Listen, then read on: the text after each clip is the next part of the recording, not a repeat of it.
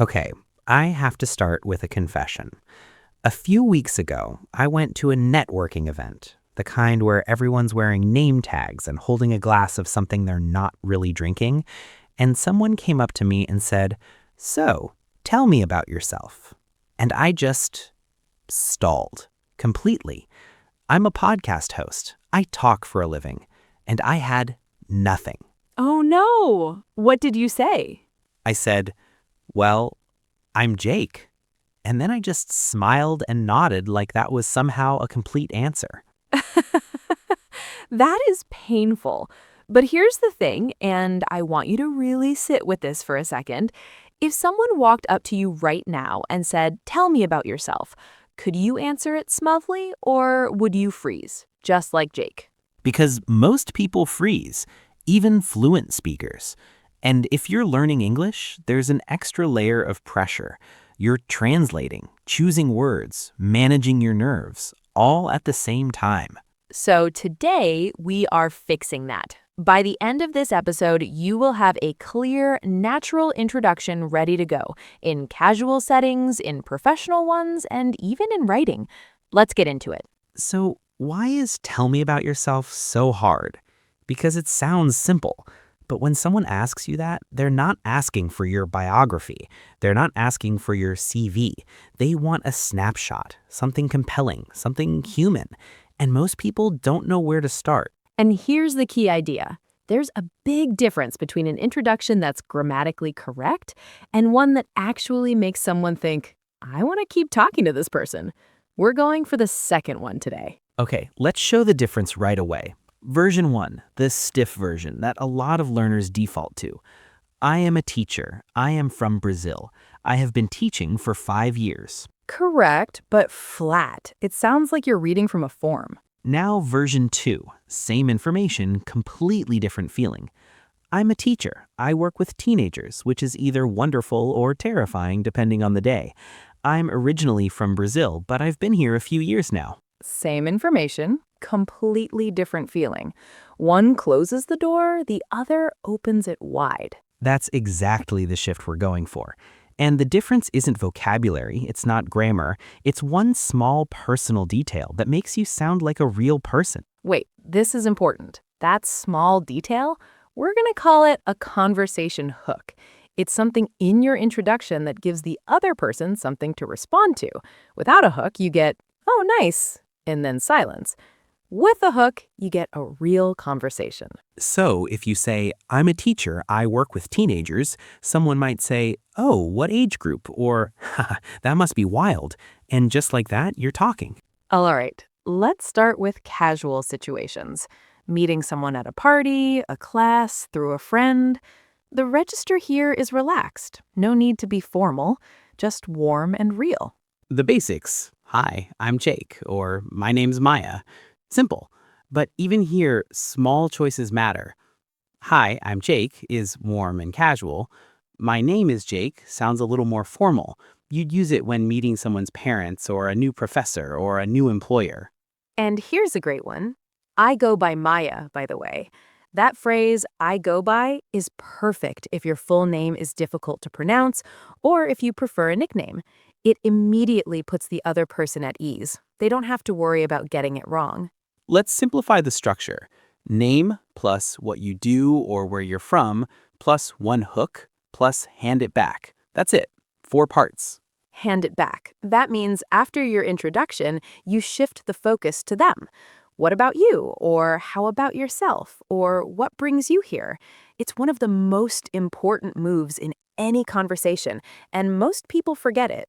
Because if you just talk about yourself and stop, the other person has to work hard to keep things going.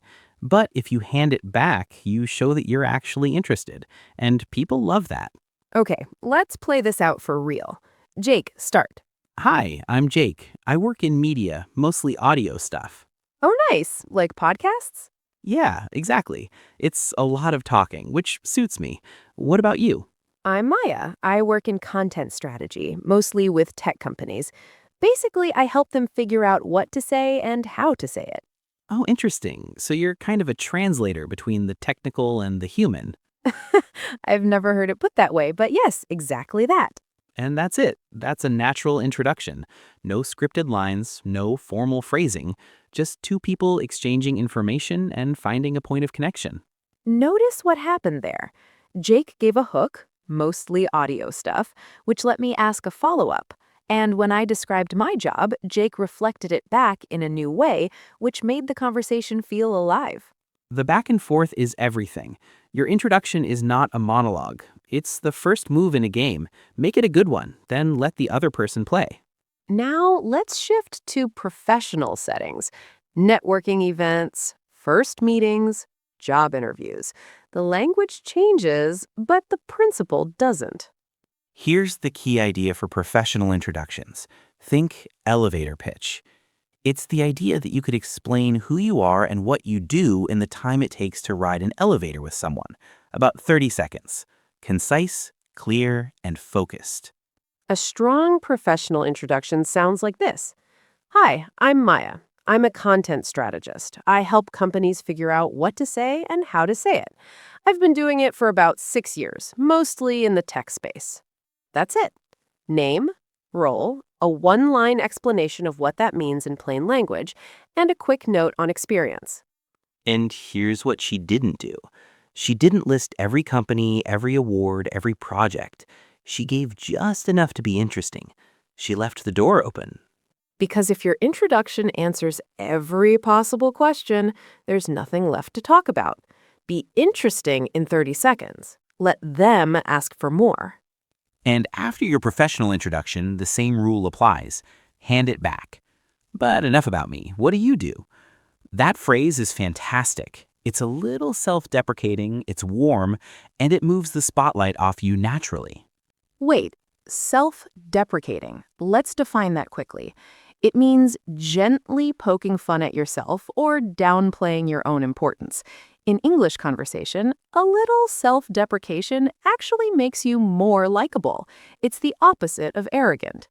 But enough about me suggests you've been talking too long, even if you haven't. That's the charm of it. Let's talk about written introductions too. Emails, LinkedIn, online classes, because the language shifts again. In writing, you're more explicit about context because the other person can't read your body language or tone.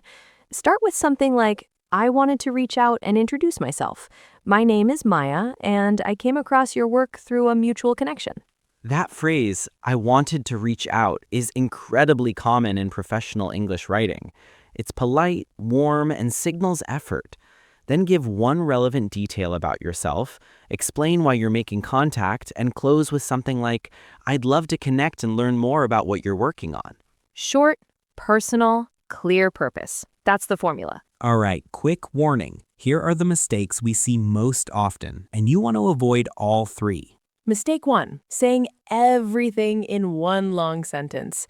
I am a teacher from Brazil who has been teaching for 5 years, and I also do some tutoring on the weekends, and I studied at the University of Sao Paulo. That's too much. Break it up. Breathe. Let the other person react. Mistake 2, sounding too formal when the situation is casual. Phrases like, I am residing in, or I am currently employed as, those belong in a written application, not a conversation at a coffee shop. Mistake 3, and this one is big, not asking a question back. You finish your introduction and just stop. Silence. The other person has to carry the whole thing. Always, always hand it back. The goal isn't perfection, it's connection. Remember that. Okay, quick pause. Don't just listen. Actually think about this right now. What's your name? What do you do? And what's one small personal detail, a hook, that you could add to make your introduction more memorable? Say it out loud, right now, wherever you are. Don't wait until you're in a real situation.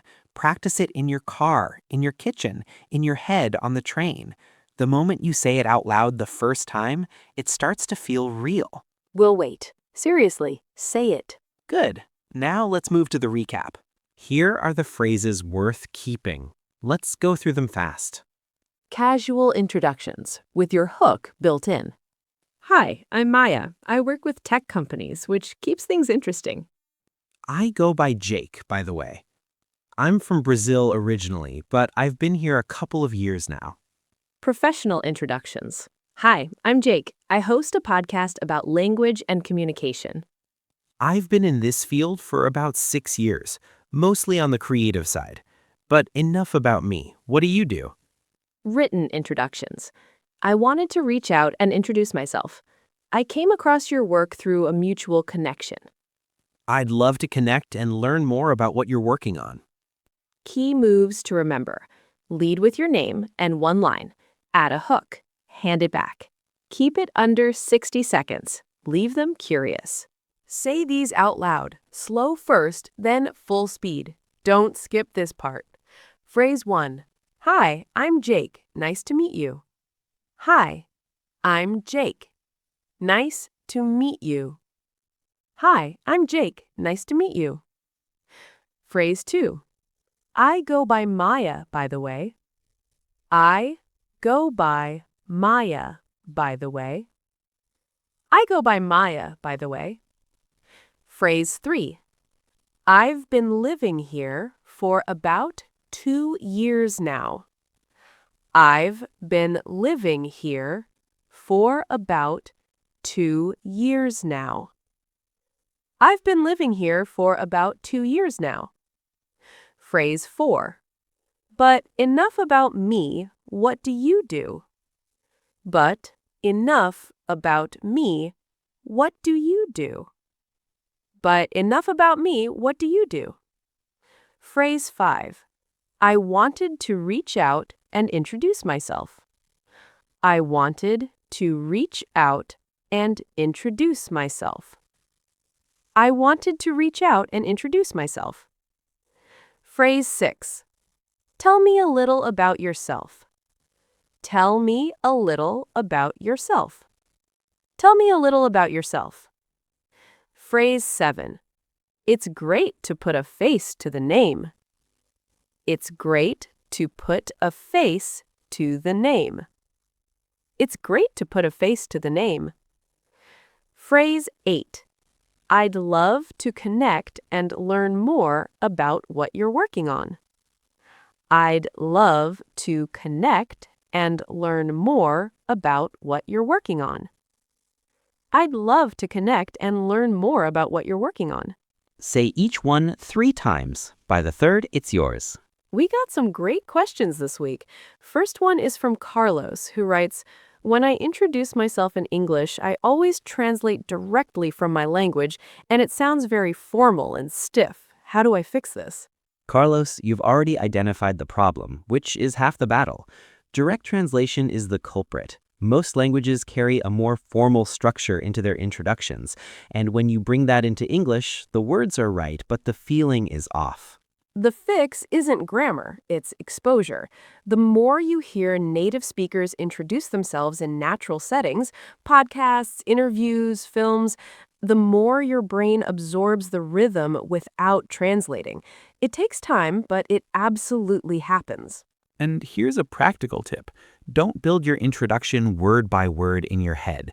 Learn 2 or 3 full phrases as complete units. I've been here for about a year is 1 unit, but enough about me is 1 unit.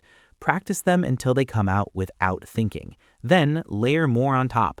And give yourself permission to sound imperfect. Native speakers don't expect you to sound like them. They expect you to connect. Those are very different things. The second question is from Priya. How do I introduce myself to a group of people at once? It feels so different from one-on-one. Priya, you're right. It is different. And the most important thing to remember is keep it shorter than you think. In a group, attention is divided. People are listening to you and also aware of everyone around them. So be warm, be clear, and be brief. Something like, hi everyone, I'm Jake. I'm joining the team from the media side, and I'm really looking forward to getting to know you all. That's it. Name, 1 relevant detail, 1 warm closing line. After a group introduction, the real connecting happens in the smaller conversations that follow. Think of the group introduction as a trailer. You're not telling the whole story, you're just making people want to see more. That framing takes the pressure right off. So, back to where we started. Jake, the networking event, the frozen moment. Well, I'm Jake. Yeah. If I walked into that same room today, I'd say something like, I'm Jake. I host a podcast about language and communication, which is a slightly ironic career for someone who just completely blanked on what to say to you. And then I'd hand it back. And the other person would laugh, and the ice would be broken, and you'd be in a real conversation. That's the whole thing, isn't it? You're not trying to impress anyone, you're trying to connect with them. And connection doesn't require perfection, it requires showing up as yourself, with a little bit of intention. Next time, you won't freeze. You'll start a conversation. Here's your challenge before the next episode. Write your own introduction in the comments, or say it out loud right now. Name, what you do, one hook, hand it back. 30 seconds, go. And if this kind of real-life English is what you're looking for, follow the podcast so you never miss an episode. We are building something here, and we want you in it. Episode 3 is coming, and we're tackling small talk, why it matters, why it's harder than it looks, and how to never run out of things to say. You won't want to miss it. Until then, go introduce yourself to someone and mean it. Take care, everyone.